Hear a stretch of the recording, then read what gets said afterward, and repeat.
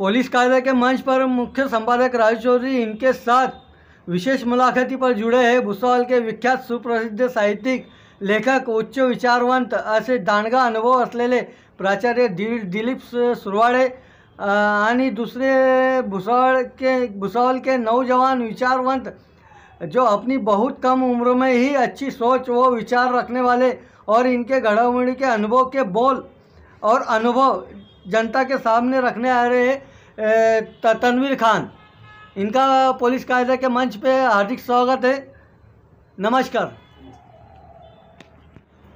सध्या तरी 2024चे लोकसभा निवडणुकीचे केंद्र सरकार निवडणूक आयोगाने संकेत दिलेले आहे आणि पक्ष विपक्षांबाबत आपण काय बोलणार? आता येत्या 2024ची निवडणूक लोकसभेची ही अत्यंत जगामध्ये लोकांचं लक्ष असलेली निवडणूक आहे। त्याचं कारण असं आहे की भारतीय जनता पार्टी, त्यांचे पंतप्रधान मोदी आणि शहा गृहमंत्री आणि त्यांचा संपूर्ण भारतीय जनता पार्टीचं जे सरकार आहे, या सरकारच्या बाबतीमध्ये जे काही जगभरामध्ये देशामध्ये जी काही प्रतिमा निर्माण झालेली आहे, तर ती प्रतिमा अशी आहे की लोकांना एकीकडे ते सरकार शेतकऱ्यांच्या बाबतीमध्ये असेल, तरुण विद्यार्थ्यांच्या बाबतीमध्ये असेल, मध्यमवर्गीयांच्या बाबतीमध्ये असेल, तर या सर्व लोकांच्या अपेक्षेवर हे कुठेही खरं ठरलेलं नाही। ही खरी प्रतिमा आहे भारतीय जनता पार्टीची, मोदी सरकारची। आणि या सरकारचं जे काही धोरण आहेत, ते आर्थिक धोरण, राजकीय, सामाजिक या सर्व थरावर जर विचार केला तर पहिला प्राधान्याने काँग्रेसने जे काही केलं 70 वर्षामध्ये आणि भारतीय जनता पार्टीच्या सरकारचं जे 9 वर्षाचं जे काही रेकॉर्ड आहे, जे काही कार्यपद्धत आहे, त्याची तुलना जेव्हा समोर ठेवली जाईल तर त्याच्यामध्ये अत्यंत फार मोठं अंतर आहे। कारण काँग्रेसच्या राजवटीमध्ये त्यांची कारकीर्द फार मोठी आहे आणि त्यांचा पार्श्वभूमी जी स्वातंत्र्य चळवळीची आहे, त्या आधारे त्यांनी आपली संपूर्ण धोरणं आखलेली आहेत। आणि सर्वात महत्त्वाचा मुद्दा त्यांचा असा आहे की त्यांचा संविधानावर विश्वास होता, त्यांचा लोकशाहीवर विश्वास होता। त्यामुळे पहिले पंतप्रधान जे होते पंडित जवाहरलाल नेहरू यांनी लोकशाही बळकट कशी राहील याच्याकरता जे काही आपली भाषणं असतील, आपली वर्तणूक असेल, आपले धोरणं असतील, त्याला सोबत महात्मा गांधींचं त्याला वैचारिक एक आधार होता। बाबासाहेब आंबेडकरांनी संविधानामध्ये जे काही आपलं मतं वेळोवेळी प्रदर्शित केलेली होती, लोकसभेत असतील, संविधानामध्ये असतील, आणि हे संपूर्ण जे काही आदर्शवत संविधान आहे, त्या संविधानाला लोकशाहीला खरं ठरण्याकरता, लोकांचा विश्वास निर्माण करण्याकरता 70 वर्षामध्ये पंडित जवाहरलाल नेहरू म्हणजेच काँग्रेस सरकारने लोकाभिमुख ते सरकार ठेवलं होतं। मग त्याच्यामध्ये विज्ञान असेल, आर्थिक त्यांचे धोरणं असतील, सामाजिक असेल, शेतकऱ्यांच्या प्रती असलेलं जे काही धोरण होतं ते, असं सर्व सामायिक जी काही त्यांनी धोरणं आणि त्याला अंमल केली, ती 70 वर्षामध्ये जे काही चित्र समोर आहे ते अत्यंत प्रागतिक आहे, प्रगतीकडे जाणार आहे। आणि तेच इकडे जेव्हा तुम्ही बघता आहात, भारतीय जनता पार्टीचं जे सरकार आहे त्यांनी काय केलं की जी काही 70 वर्ष काँग्रेसने जे काही आपले वेगवेगळ्या प्रकारच्या संस्था निर्माण केल्या होत्या, उभ्या केल्या, त्या सर्व संस्था मोदी सरकारने, भाजप सरकारने ह्या एक एक करत विकून टाकल्या। वास्तविक संविधानामध्ये, लोकशाहीमध्ये कुठल्याही सरकारला अधिकार नाही। गुजरातचे जे 15 व्यापाऱ्यांनी, रिझर्व्ह बँक असेल, स्टेट बँक असेल, इतरही राष्ट्रीयकृत बँका आहेत, त्या बँकांची करोडो रुपयाची कर्ज हे घेऊन निघून गेले आणि अनेक तर ते बुडवल्यासारखी आज नोंद झालेली आहे। आणि फक्त भारतातच नव्हे तर आर्थिक क्षेत्रामध्ये जे अर्थतज्ञ आहेत, राष्ट्रीयकृत जे गव्हर्नर आहेत RBIचे, त्यांनी सुद्धा या बाबतीमध्ये इशारा दिला होता की अशा प्रकारे एवढ्या प्रमाणात रक्कम ही माफ करता कामा नये, कर्ज प्रकरणं माफ करता कामा नये आणि याच्यामुळे देशाच्या आर्थिक व्यवस्थेला फार मोठा धोका आहे.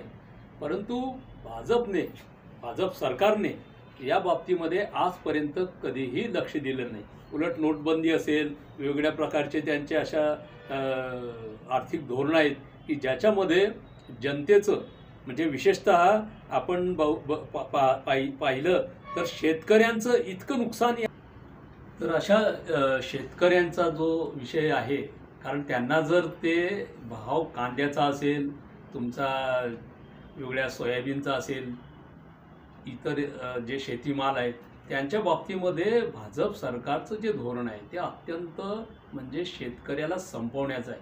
आणि त्यामुळे शेतकरी जर या देशातला संपत असेल, तो आत्महत्या करत असेल, तर या देशाचं संपूर्ण अर्थव्यवस्था आणि लोकजीवन जे आहे, लोकांचं राहणीमान आहे, जीवनमान आहे, ते अत्यंत धोक्यामध्ये येईल. म्हणून भाजप सरकारचं जे 9 वर्षाचं सरकार आहे, कार्यपद्धत आहे, त्यांचं जे धोरण आहे ते कुठेतरी असं चुकलेलं आहे. लोकांच्या प्रती ते समाधानकारक नाही आहे. आणि दुसरं म्हणजे त्यांचं भारतीय जनता पार्टी सरकारचं एकमेव धोरण हे संपूर्णतः हिंदू धर्माच्या लाईनला धरून, त्या विचाराला धरून आपण कुठेतरी श्रीरामाच्या मंदिराचं हे केलं म्हणजे लोक आपल्या प्रती समर्पित होतील, लोक आपल्या बाजूला राहतील, असं एकमेव त्यांचं धोरण दिसतं आहे. आणि ते अत्यंत चुकीचं आहे. कारण भारतीय संविधान हे लोकशाही राज्य हे सेक्युलर आहे. सर्व लोकांना घेऊन चाललं पाहिजे. सर्वांचं समाधान कसं होईल ते बघण्याची त्याच्यामध्ये आपण संकल्प जाहीर केलेला आहे. तर त्या दृष्टीने भारतीय जनता पार्टीच्या सरकारने आपलं धोरण राबवलं पाहिजे. अशा प्रकारची संपूर्ण देशाची, मध्यमवर्गीयाची, सुशिक्षित संपूर्ण देशाची अशी भावना आहे. आणि त्याला भारतीय जनता पार्टीने आपलं असं धोरण राबवावं अशी सर्व देशाची भावना आहे.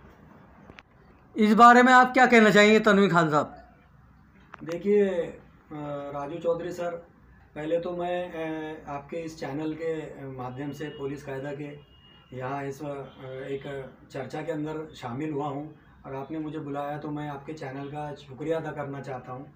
और जो आपने टॉपिक लेके आए वो, क्योंकि देखो न्यूज़ चैनल्स तो बहुत है और ऐसे टॉपिक्स भी बहुत है, लेकिन वो टॉपिक्स अगर कुछ वैल्यूएबल है हमारे समाज के, देश के, शहर के, राज्य के हिसाब से, तो उसमें मुझे सहभाग करना अच्छा लगता है. वरना ऐसे बहुत सारे टॉपिक है जिसके अंदर बुलाया जाता है लेकिन वो कुछ जाने में हमको इंटरेस्ट होता नहीं है उसके अंदर. अभी मेरे पड़ोस में सुरवाड़ी सर बैठे हैं और मैं नहीं समझता कि शायद ही वो परिचित किसी से ना हो, है ना. हमारे शहर के परिचित लोगों में से, विद्वान लोगों में से, और उनके साथ में आज एक मंच, एक आप बोलेंगे कि एक चर्चा शेयर कर रहा हूँ, ये मेरे लिए बड़ी खुशनसीबी की बात है. अभी जो सर ने कुछ पॉइंट्स बोले, मैं उसी के ऊपर हिंदी के अंदर बोलना चाहूँगा कि जैसे सर ने लिए कि भाई जो धोरण चल रहा है, देखिए पार्टी चाहे कांग्रेस हो, चाहे बीजेपी हो, चाहे कोई हो, हमारा देश जो है ना उसका संविधान एक है और वो संविधान के ऊपर चलकर ही हमारे देश के अंदर हर चीज़ पे अमल होना चाहिए.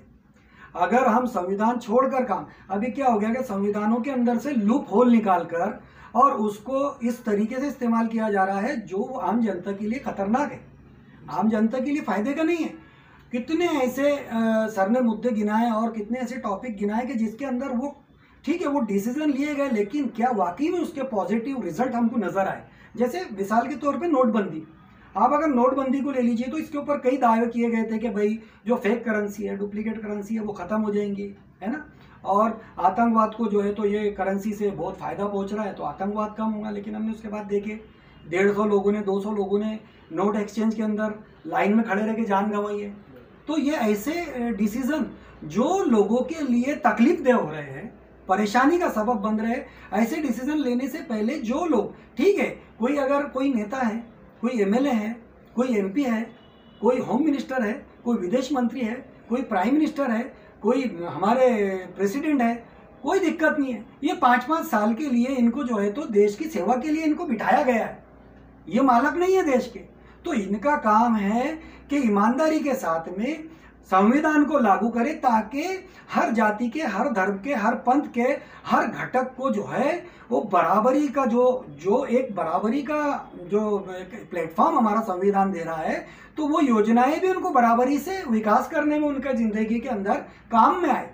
देखिए, मुझे अभी एक बात याद आ रही है। बाबा साहब अम्बेडकर ने जब जिस दिन हमारे देश को संविधान कंप्लीट करके समर्पित दिया था, उस दिन की उनकी जो स्पीच है, मैं देखिए मेरे रोंगटे खड़े हो रहे हैं कि उनकी वो जो स्पीच के 2 लाइनें हैं वो मुझे इतनी दिल को छूती है। और आज की कंडीशन में देखिए, वो बात 75 साल पहले बोली गई थी और वो आज कितनी फिट बैठती है। राजू भाई आप भी और सुरवाड़े सर आप भी मेरी ये बात से बिल्कुल एग्री होंगे कि बाबा साहब अम्बेडकर ने 2 जुमले बोले थे कि ये संविधान अच्छा है या बुरा है, आप इसके बारे में डिस्कस मत करो। मैं बताना चाहता हूँ, बाबा साहब अम्बेडकर उस दिन अपनी स्पीच में कह रहे हैं कि दुनिया का बेहतरीन से बेहतरीन संविधान अगर चलाने वालों की नीयत में खोट है तो वो बदतर साबित हो सकता है, और अगर बदतर से बदतर संविधान अगर अच्छी नीयत से चलाने वाले हैं तो वो दुनिया का 1 नंबर संविधान साबित हो सकता है। तो आज हम देख रहे हैं कि किस तरीके से देश को हैंडल किया जा रहा है। ठीक है, 60-70 साल में भले हमने चूटी की रफ्तार से तरक्की की, लेकिन जो माहौल अभी 5 से 10 साल में इतना नफरतों का जहर दिमागों में घोला गया है डायरेक्टली और इनडायरेक्टली, और इसके लिए इसके लिए तो मैं सीधे सीधे अल्फाज इस्तेमाल करना चाहूँगा कि एक पर्टिकुलर समाज के लिए एक पर्टिकुलर समाज का ब्रेन वॉश किया जा रहा है, बल्कि उसके अपोज में खड़ा किया जा रहा है। सिर्फ किसके लिए? सत्ता की लालच के लिए। और अभी तो मुझे ये हाल देख के नौजवानों का और ये माहौल देखकर यकीन मानो, मैं तो आज़ाद भारत के अंदर मैं जन्मा हूँ, मुझे वो स्ट्रगल मालूम नहीं है जो लोगों ने अपना बलिदान दिए, इस देश के लिए अपना खून बहाए, और उसके अंदर हमारे इंडिया का या हमारे भारत देश का एक एक नागरिक, एक एक जाति, धर्म, घटक ने अपनी जो है तो एक एक बूंद को इस जमीन के अंदर सींचा है, इस देश की धरती को अपने खून से सींचा है। लेकिन आज की तारीख में अगर देखा जाए तो उनको भुला दिया जा रहा है और नए नए हीरो इजाद किए जा रहे हैं जिनका कोई रोल नहीं था। मैं ज़्यादा वो डीप में जाना नहीं चाहता, लेकिन माहौल ये बनाया जा रहा है कि जो पिछड़े हुए वर्ग है, जो कमज़ोर है, जो वो जाति के आधार पर, फाइनेंशियल आधार पर, एजुकेशन के आधार पर कुछ लोग कुछ समाजों को, कुछ जातियों को, कुछ पंथों को हाशिए पे डालना चाहते हैं, और डालना नहीं चाहते बल्कि डाल दिए। इसलिए जो सेकंड मेजॉरिटी से लेके जितनी भी छोटी छोटी तादाद की जो आबादियां है या जो जाति है, धर्म है, पंथ है, बिरादरी है, इनके वोट जो ज़ीरो हो गए, सिर्फ किस वजह से? ये नफरत की वजह से। और अभी देखता हूं मैं कि अगर सपोज न्यूज़ में कुछ चीज़ चल रही है, मल्टीमीडिया पे ब्रेन वॉश हो रहा है, लेकिन उसके ऊपर कोई एक्शन नहीं हो रहा है, और ये हमारे देश के लिए बहुत खतरनाक चीज़ है। जो प्रेम था, जो सद्भावना थी, वो आज खत्म हो रही है। तो ये चीज़ें, विकास के लिए योजनाएं लाना ज़रूरी नहीं है, लोगों के मनों को मिलाना भी, लोगों के अंदर प्रेम सद्भाव पैदा करना भी सरकार की और पक्ष की जो सत्ता में इनकी जिम्मेदारी है, चाहे वो कोई भी हो। लेकिन वन साइडेड काम करके और उसके फायदा उठाकर सत्ता में आना, ये मुझे नहीं लगता कि ये कोई जो है तो वो कोई ठीक बात है। अभी जो नई पीढ़ी है, नई पीढ़ी के अंदर जो दिमागों के अंदर भरा जा रहा है, देखिए आप दुनिया के अंदर लोग एजुकेशन की लाइन से कहाँ जा रहे हैं। हमारा भी देश का संविधान बेहतरीन संविधान है, दुनिया में कोई संविधान नहीं है इसकी बराबरी करने के लिए। आप चाइना की मिसाल ले लीजिए, चाइना की मिसाल आप लीजिए, चाइना के अंदर वहाँ पे भी मजहब है, वहाँ पे भी धर्मों के मानने वाले, लेकिन उनकी प्रायोरिटी सबसे पहले उनके देश का संविधान है। मेरा धर्म है ना, तो मेरा धर्म है या मेरा मजहब है तो ये मैं अपने लाइफ की हद तक उसको रखूं, लेकिन जब देश की बात आएगी, जब मेरे शहर की बात आएगी, जब मेरे राज्य की बात आएगी, तो वहाँ सबसे पहले संविधान होना चाहिए। और संविधान को अगर सही तरीके से लागू नहीं करेंगे तो मुझे नहीं लगता कि देश तरक्की करेगा। क्योंकि अभी जितने भी इन्होंने कदम उठाए, अभी रिसेंटली जो अभी हड़ताल हुई है ट्रांसपोर्ट की, ये इनको डिले करना पड़ा। क्यों? इतने बड़े बड़े आपके पास में स्टील फ्रेम बोले जाते हैं, जो उच्च लेवल के अधिकारी आपके सहकारी है, जिसमें IAS है, IPS है, IRS है, IFS है, ये अधिकारी है, ये भारत के अंदर बिल्कुल हीरो की तरह होते हैं, हीरे जैसे निकाले जाते हैं ना काने में से पॉलिश करके, इस तरीके से आते हैं। और सबसे बेहतरीन एक्सपीरियंस इनके पास है देश के लिए योजनाएं बनाने का और देश को चलाने का। लेकिन कैसे कुछ भी रूल्स डाल दिए जाते और फिर बैकफुट पे आया जाता है। जैसे किसानों के मामले में आप देख लो, यानी ये क्या कर रहे हैं कि मन घड़न जो है तो योजनाएं बना देते, कानून बना देते, अगर वो चल गया तो बहुत अच्छा, नहीं चला तो बैकफुट पे आ जाओ। उसमें भी उनका यही रहता है कि जो चीज़ हमको इलेक्शन में फ़ायदा देंगी वो चल जा रही तो चला दो, अगर वो नहीं चल रही है इलेक्शन में नुकसान देंगी तो उस पर बैकफुट पे आ जाओ। तो ये जो एक मेरा जो नज़रिया है कि इस तरीके का नज़र ये 10 साल के पहले नहीं था। ऐसे नहीं कि वोटों की पोलराइजेशन होती नहीं थी या वो चीज़ें नहीं चलती थी।